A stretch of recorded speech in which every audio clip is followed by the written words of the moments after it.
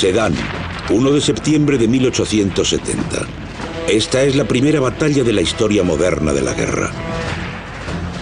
Más de 400 cañones alemanes llevan al ejército francés a la desesperación. Batallas. 1870. La batalla de Sedan. 20.000 cadáveres cubren el campo de batalla. Aquellos que aún están vivos son llevados como prisioneros. Más de 100.000 hombres. El ejército francés casi al completo.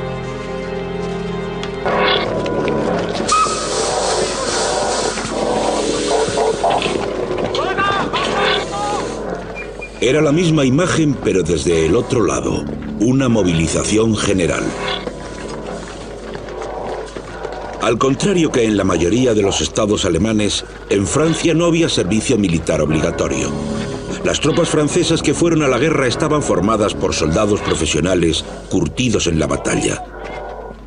Y sabían exactamente lo que les esperaba. Rara vez se ha luchado en una guerra por una razón tan pobre. Durante décadas, los historiadores han discutido sobre quién fue el responsable del conflicto. Almacenados aquí, en los archivos políticos de la Oficina Alemana de Asuntos Exteriores, se encuentran los documentos relativos a la prehistoria de la guerra. Era una época en la que la guerra estaba considerada una herramienta política legítima. Uno de los contemporáneos de Bismarck, un diplomático italiano, dijo una vez en francés que la mejor política es la política del egoísta. En otras palabras, que el enfoque político óptimo es que cada país persiga sus propios intereses nacionales. Uno de estos egoístas fue Otto von Bismarck, el canciller de Alemania. Quería unificar los pequeños estados alemanes y forjar un imperio alemán, pero para ello necesitaba una guerra a ser posible contra Francia.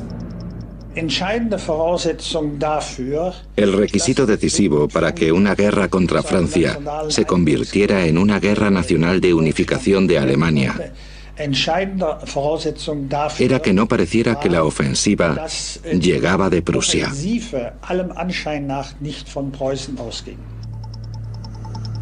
Prusia quería que la atacasen, y en el verano de 1870 Francia le hizo el favor a Bismarck. Se le había ofrecido el trono español vacante a un príncipe de la dinastía Hohenzollern. A los ojos de los franceses, esto amenazaba el equilibrio del poder en Europa. Por ello, Francia había pedido a Prusia que retirase su candidatura al trono. Wilhelm, el rey de Prusia, estaba de acuerdo. No quería una guerra. Pero Francia fue aún más lejos. Le pidió que el rey nunca aprobara la candidatura de un Hohenzollern al trono español.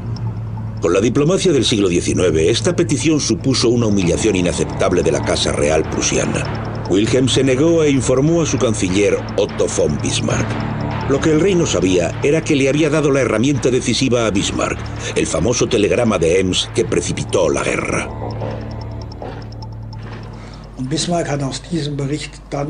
Tras el informe del rey, Bismarck redactó el telegrama de Ems, cuyo objetivo era provocar. Y lo hizo. Bismarck se hacía cargo de que si Napoleón III no perdía el trono y la dinastía no llegaba a su fin, el monarca francés no tendría otra alternativa que declarar la guerra a Prusia. El 19 de julio de 1870, Francia declaró la guerra a Prusia.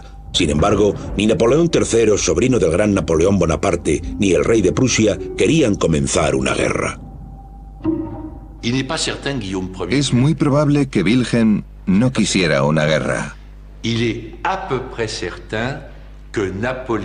es casi seguro que Napoleón III tampoco la quería. Hay que tener en cuenta que en aquel momento Napoleón III estaba en pleno apogeo de poder. Pero la guerra envejeció a Napoleón. Su salud se deterioró. Y las riendas de poder se le escaparon de las manos. Temía a la guerra y, si hubiera podido, la habría evitado. Alemania estaba asolada por una ola de fervor nacionalista. Los soldados celebraron como es debido su primera noche de campamento. la guerra aún parecía una aventura emocionante. Una nueva tecnología llamada fotografía hizo posible que las tropas mandaran un orgulloso saludo a sus seres queridos.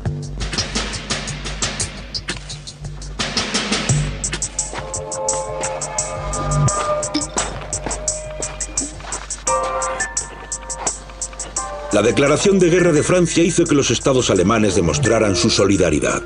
Por primera vez, Baviera, Sajonia, Württemberg y Prusia salieron codo con codo al campo de batalla contra su enemigo común, Francia.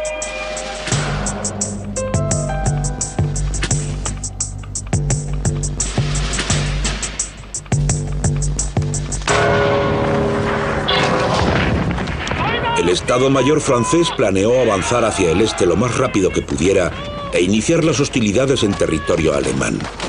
Ya en los primeros días de agosto de 1870, el ejército francés, considerado como uno de los mejores de Europa, sufrió serios reveses.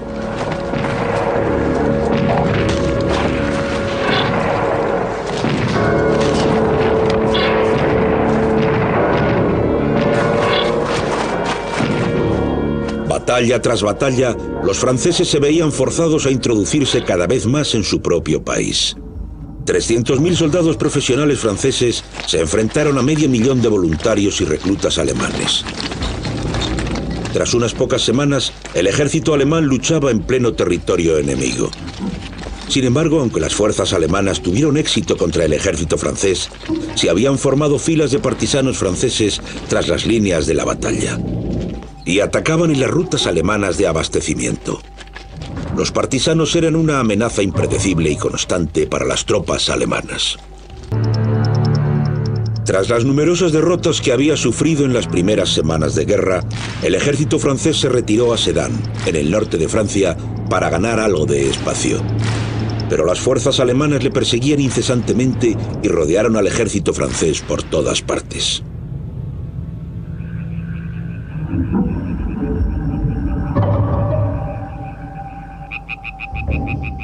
La noche antes de la batalla, las tropas sospechan que el día siguiente será decisivo.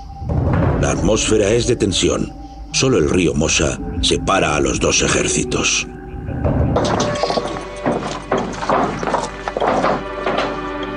Las tropas alemanas se despertaron a las 3 de la mañana. Para despistar a los franceses, avivarían las hogueras con cualquier cosa que pudiera arder. No podía haber ninguna señal de que los alemanes ya habían abandonado el campamento. A las 4 de la mañana, las tropas alemanas cruzaron el Mosa y comenzó la batalla por Sedan.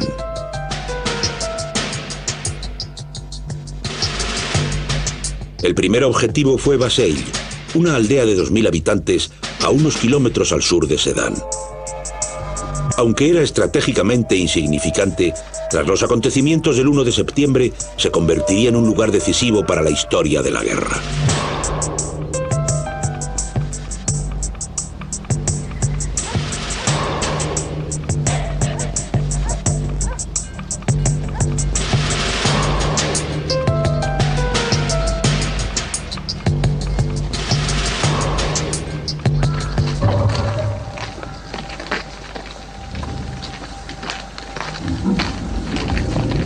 Cuando la unidad bávara de Florian Kuhnhauser entró en la aldea, Bazeilles parecía dormir.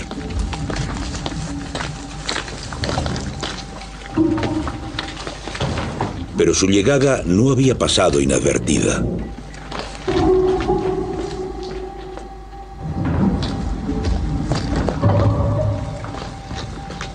En silencio y con cautela nos adentramos en la aldea. No había enemigos a la vista. Todos nuestros hombres tenían sus fusiles preparados.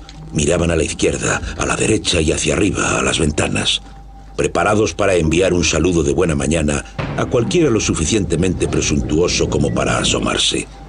Las calles estaban desiertas y en silencio. El lugar parecía muerto.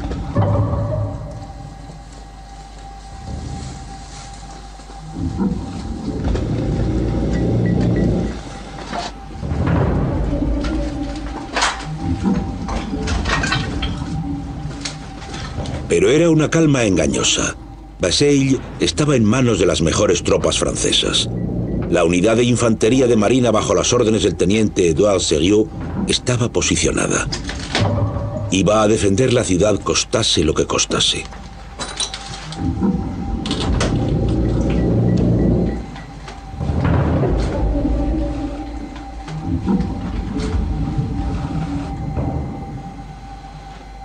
Me quedé junto a la ventana y uno de los hombres me pasó su fusil.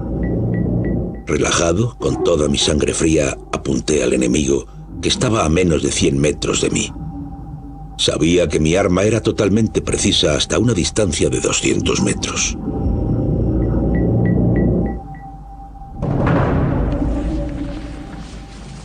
Fue el cambio en la tecnología de las armas lo que favoreció a tiradores como el teniente Serriot.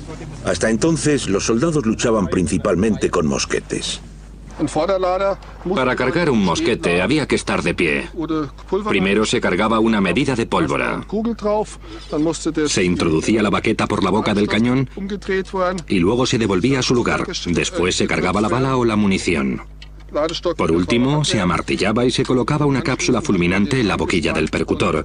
El arma estaba entonces lista para disparar. Esto solo se podía hacer de pie y llevaba un rato hacerlo. El mosquete era un arma de los días en los que los ejércitos avanzaban unos contra otros en línea de batalla. Pero a mediados del siglo XIX, el mosquete dio paso a las armas de retrocarga, tanto en el ejército alemán como en el francés.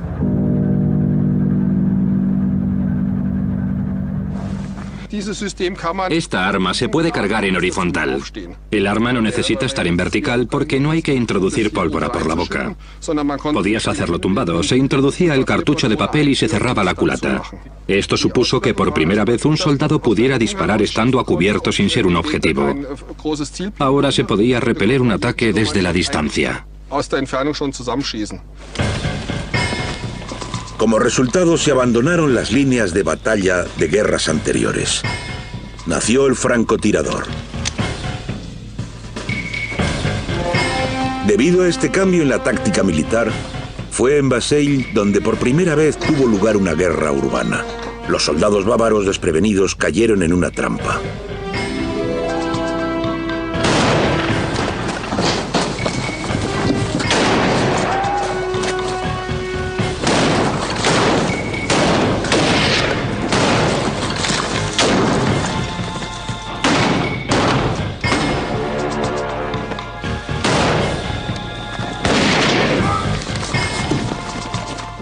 A los pocos minutos, la mitad de la compañía bávara estaba muerta. Fue una batalla muy lúgubre. La tierra estaba cubierta de cadáveres, estaba roja de la sangre de cientos de bávaros muertos.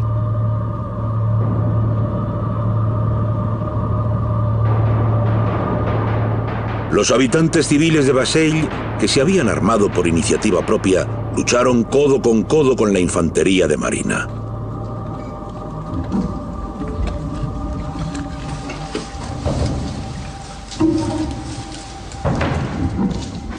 El segundo ataque.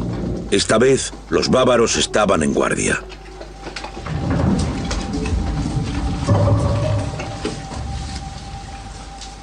En las ruinas, casi ningún soldado sabía si se enfrentaba a un amigo o a un enemigo. Comenzó una guerra urbana.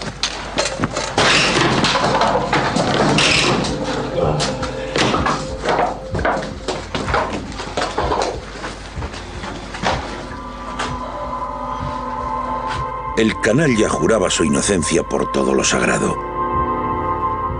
Pero agitado como se encontraba, se aferraba a su fusil. Y el cañón todavía estaba caliente. Nos encargamos del granuja.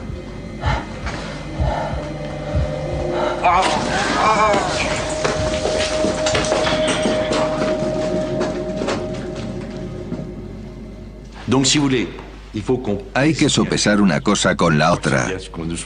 No hay duda de que en Bazeilles los civiles luchaban codo con el ejército regular y esto era inaceptable.